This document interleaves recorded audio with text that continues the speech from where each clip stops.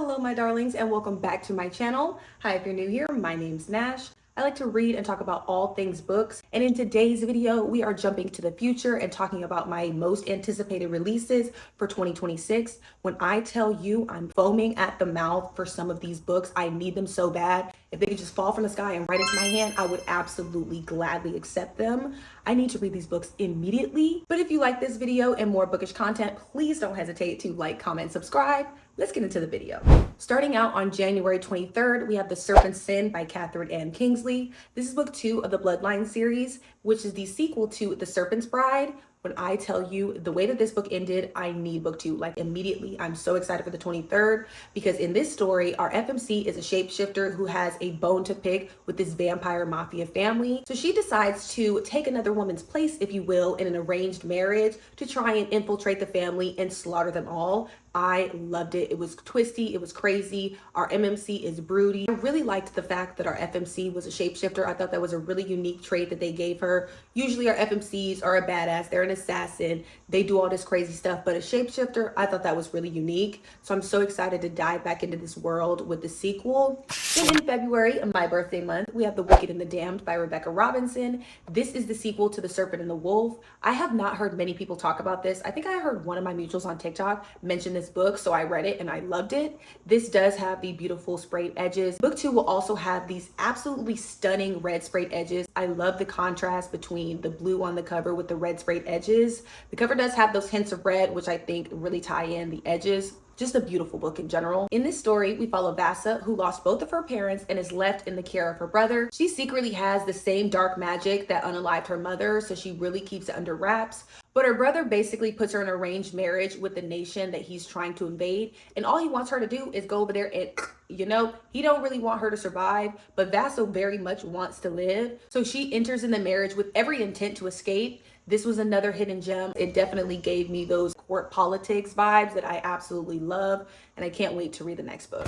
Then on March 10th, we have The Wings That Bind by Briar Boleyn. This is book 3 of the Bloodwing Academy series. Book 1 is On Wings of Blood. This book is a dragon rider vampire romance with some Arthurian legend vibes.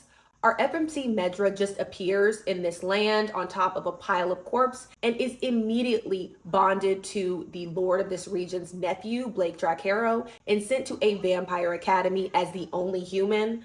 I thought this was so cool. I love dark academia vibes. Our FMC really is in the trenches, in the throes of vampire society in this school. I did read book 2, and the way that it left off, I need to know what happens in book 3 because it's going to be so good. And then on April 7th, we have Rights of the Starling by Debney Perry. This is the sequel to Shield of Sparrows, and I absolutely loved this. This was another book that had a really refreshing FMC. She definitely gave Curious Cat almost ADHD vibes, which I absolutely lived for. I loved how she was always asking questions and she wanted to be in the know. In this story, we follow Odessa, and she is the spare heir. You know in these fantasy books how they be doing the spare. So nobody really pays attention to her. Nobody really cares about her. They all are worried about her sister. When a monster hunter shows up and claims his bride, the sparrow, except he gets to choose, and he don't choose her sister. He chooses Odessa. I thought this was so good. The monsters, the plot, and the ending had an absolutely crazy cliffhanger. That last 100 pages was action-packed. I have been fiending for book 2 so bad. I'm so glad we got a title and cover. This one also has these beautiful sprayed edges to match this one. But I'm really worried about what's inside the book because I need it. And on May 5th, we probably get one of the books I'm fiending for the absolute most. Like, gimme, gimme, gimme, gimme, gimme. Fury Bound by Sable Sorensen. This is book 2 of the Wolves of Ruin series and the sequel to Dire Bound. I love this book so much. Okay, when I say I love it, I mean I love this book. If you were a fourth wing girly but wanted a little bit more flushed out world, I would highly recommend picking this up.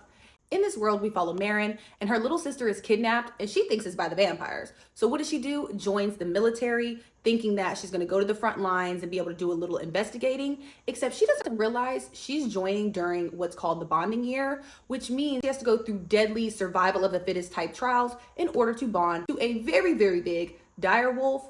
Our girl doesn't want this. She want to go to the front lines and look for her sister, except she gets bonded anyways. She don't got no choice. I love this story because, like I said, I think this story does have a little bit more fleshed out world. I love the academia vibes and the different houses because they are sent to the castle to train for 4 months. I love the lore that we get, and the plot was paced perfectly for me. I felt like it was fast paced, but also gave you some time to really build. I love the slower burn romance. And our MMC Stark, that man forcibly tattoos her. And get this, licks it right after. Oh, that was one of the hottest scenes I've literally ever read, and I can't wait to see what they're going to give us in Fury Battle. Speaking of crazy endings, on June 9th we have Light Wielder by Rachel Schneider, which is the sequel to Metal Slinger. If you have not heard about this book and how diabolically insane, and when I say insane, I mean nobody thought this was what was going on. Bryn is one of the Alaha people, which is basically a group of fae said to live over the water. They do have land fae, which are called the Kenta people.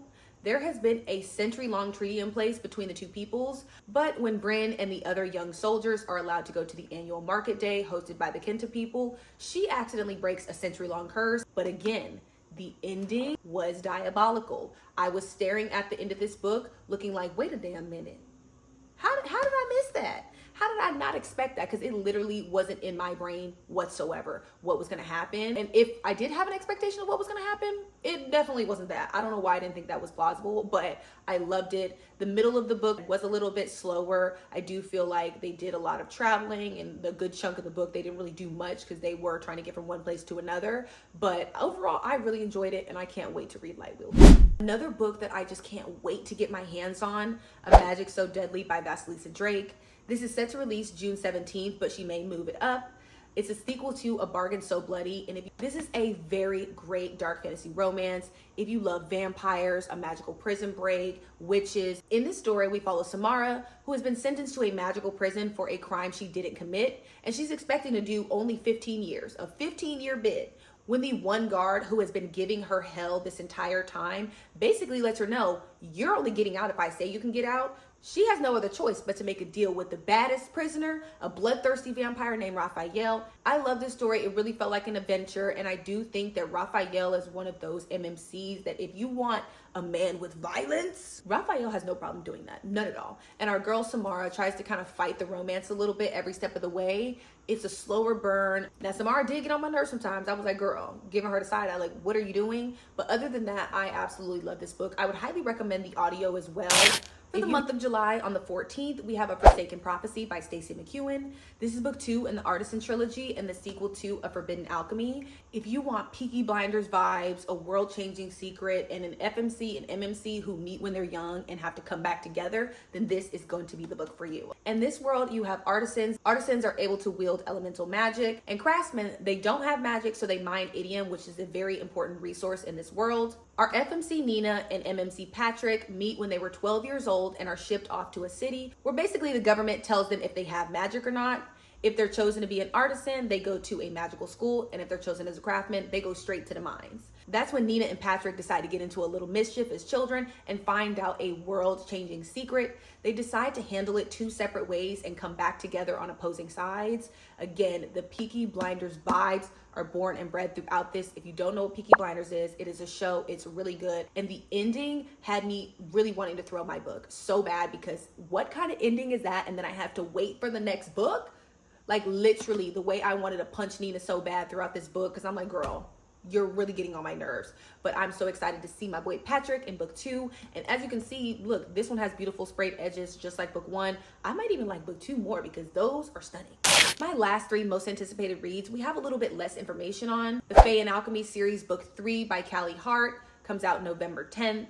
The first book is Quicksilver. We don't know what the title is going to be or what the cover is. We just recently got Brimstone, which was another amazing book. I loved it. Down. These characters right here have my heart. If you listen to any of my recommendations throughout this video and you have not read Quicksilver, if you didn't like it when you were reading it with your eyeballs, pick up the audiobook.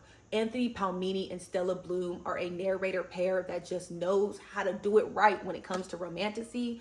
Anthony Palmini as Kingfisher absolutely eats down. In this series, we follow Saris, and she lives in a world where not only is it hot as hell, like desert hot, because there's 2 suns, but the ruler of this land rations all the water. So what does Saris do? She goes to stealing, because what else is she gonna do in order for her and her little brother to survive? When she ends up stealing the wrong thing and getting caught, and she's taken to the castle to be executed when none other than our boy Kingfisher comes about the Quicksilver to save her and takes her to another realm called Yavelia. It goes from a girl just trying to steal to survive to a quest to save an entire realm. We get vampires, we get fae, we get a maze. I love this so much, and Brimstone added so much more to the story and the world. I highly recommend picking up this series if you haven't picked it up, because November 10th, 2026, that's when book 3 comes out. Then we have the Gods and Monsters series book 5 by Amber V. Nicole. We have no title, no cover, no anticipated release date. I need it in my hands literally immediately because I just read book 4 a couple months ago, The Wrath of the Fallen, and it was a 6-star Infinity Star read. If you don't know, this is my favorite series of all time, so I absolutely need the next book. The series starts out with the Book of Azrael, and in this world we follow Diana.